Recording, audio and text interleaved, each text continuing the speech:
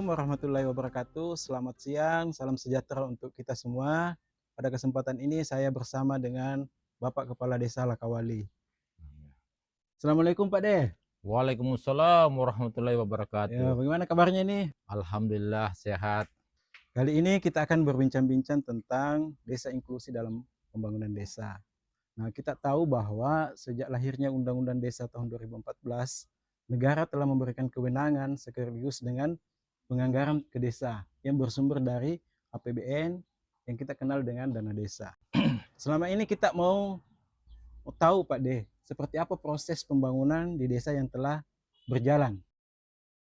Ya, pertama-tama saya ucapkan alhamdulillahirrahmanirrahim, puji syukur kepada Allah SWT, sehingga apa yang menjadi harapan dan cita-cita yang ada di desa dengan adanya bantuan yang diberikan oleh pemerintah pusat ke desa, sehingga desa diberi wewenang dan mandat atau anggaran.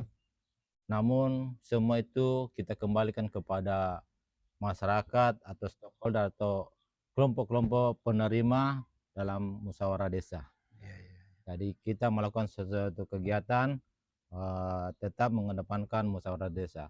Untuk itu kami pemerintah desa bersama masyarakat mengucapkan banyak terima kasih dengan adanya anggaran ini. Ya, dalam artian dana yang telah dikucurkan dari pusat kita telah terima dan kita kembalikan ke masyarakat. Oh iya, Terima iya. kasih gitu. Artinya dana ini diterima oleh pemerintah desa, Iya. kemudian Kembali disalurkan ke ya masyarakat. Ya. kembali disalurkan kepada masyarakat. Iya. Nah, ada contoh tidak program yang selama ini yang memang berpihak kepada masyarakat miskin. Kemarin kita telah menyalurkan BLT, Ya, ya. bantuan langsung Langsung tunai sebanyak 42 kakak yang betul-betul sebagai masyarakat ekstrim, miskin miskin ya, ekstrim ya. Jadi dengan kemarin itu masyarakat menerima dengan sangat berterima kasih dan bersyukur.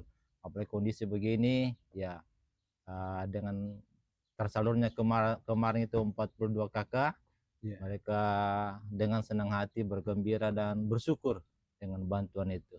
Dan mereka ini memang sangat terbantukan dengan adanya program BLT ini. Terbantukan sekali ya. Yang menarik di sini Pak Dek, kan biasanya terjadi beberapa ada gejolak biasanya dalam menentukan penerima manfaat bantuan langsung tunai ini.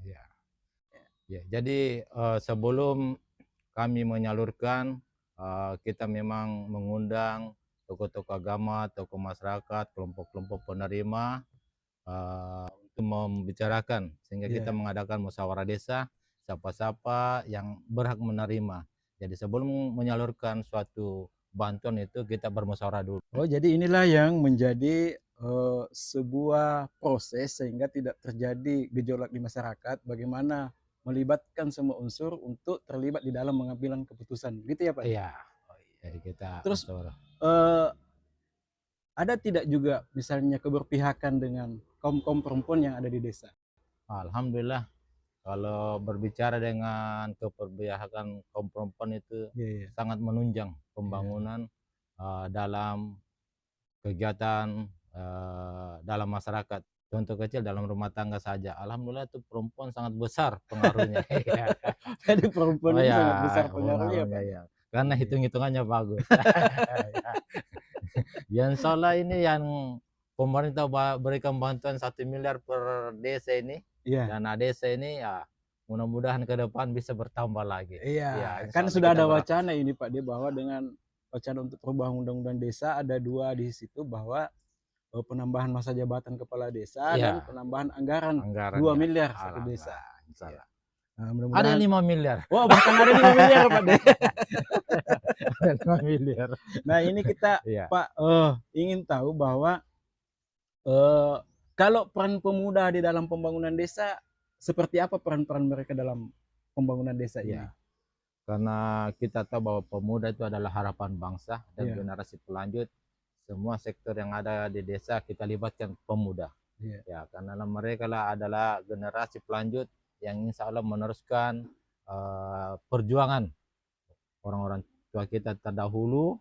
Bahkan insya Allah mudah-mudahan kita memberikan pelajaran sehingga bantuan-bantuan atau dana yang kita kelola itu bisa tersalurkan sesuai dengan jalurnya. Iya, iya. Ya, ya. Jadi bagaimana supaya pemuda-pemuda ini juga tersentuh dengan anggaran yang ada ya Pak De? Ya, Saya dengar juga kemarin kalau tidak salah Desa Lakawali ini menganggarkan satu program untuk ketahanan pangan yaitu pengembangan bioflok ya. nah, gitu. Ya. Bagaimana selama ini Pak De?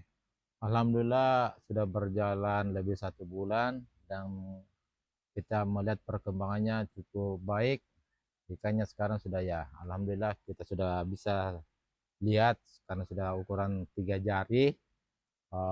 Ini mudah-mudahan ke depan juga setelah Ya.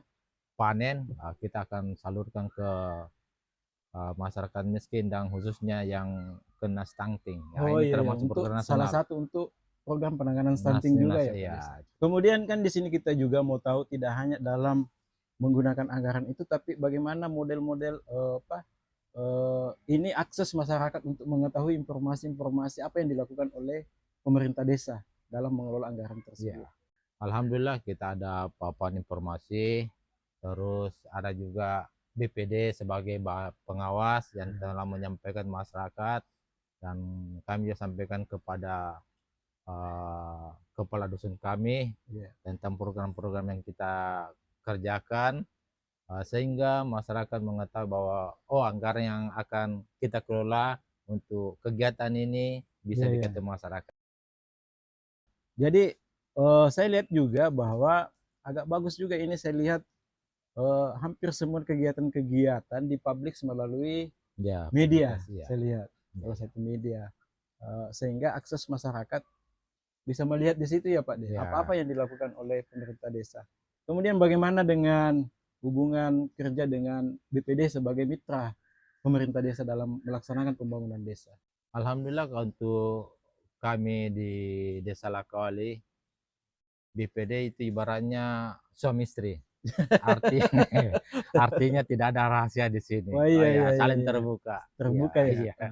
Dan berjalan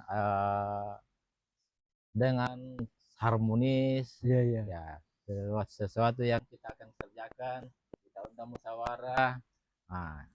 Sehingga tidak ada lagi namanya saling mencurigakan. Betul-betul kemitraan ini bisa berjalan. Alhamdulillah. Kemudian saling percaya, saling mendukung di dalam melaksanakan pembangunan desa. Ada tidak kendala-kendala yang dihadapi selama dalam pelaksanaan pembangunan di desa ini? Ya, namanya kendala pasti ada. Pasti ada ya.